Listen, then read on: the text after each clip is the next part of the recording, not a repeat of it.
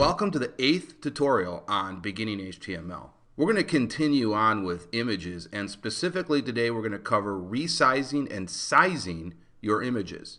So we'll use the same code that we did from the last video. And if you deleted that, I will open that up now, and you can go ahead and hit the pause button and just copy this. And we'll continue on now. So similar to the last video, make a folder called HTML source and put the image and the HTML file in the same folder. Now, before we move on, I want to make a couple points. First is you usually use JPEG for your best images. So if you have a beautiful landscape that you want to display, you should use a JPEG image. But if it's something like a logo or some little artwork that you're doing, you probably should use a PNG file or a GIF file. So that's kind of the general standard. And of course here I'm using a JPEG file because this is a nice wonderful photo of Washington, D.C. Okay, so let's go ahead and open up the source now, and I'm going to show you how to resize an image. But actually before we do that, let's open up this HTML document in IE, and there you get an idea. That's just a huge image. So if this was a realistic website we were doing, we would want to actually change the size of this image, and I will show you how to do that right now. So let's go ahead and reopen this up in Notepad. And between this angle bracket and the ending quote, we're going to go ahead and put in a parameter called width. And we're going to say that equals, and we have to put this in quotes too, 200. And that is pixels, so 200 pixels. And then we also have a height attribute.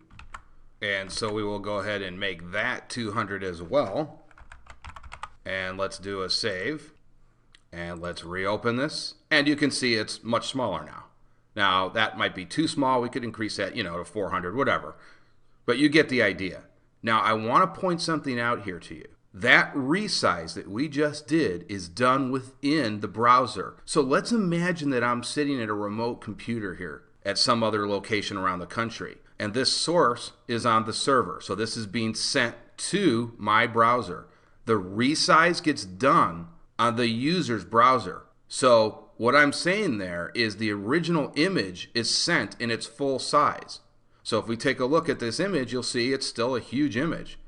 So that will get sent to this browser, and then the browser will read that HTML document and resize the image. So the point I'm trying to make here is that that's a lot of overhead for a huge image like that. So I'm saying if you're making some minor adjustments to the image, you can go ahead and use that width and height attribute. But if it's an extremely large image, you may want to just reduce the image itself in one of the Photoshop editors. So if we went to, for instance, Microsoft Paint, we could go ahead and resize it right here, and we wouldn't have to put the attributes in the HTML code. So that is how that works. Okay, I will see you guys in the next HTML video.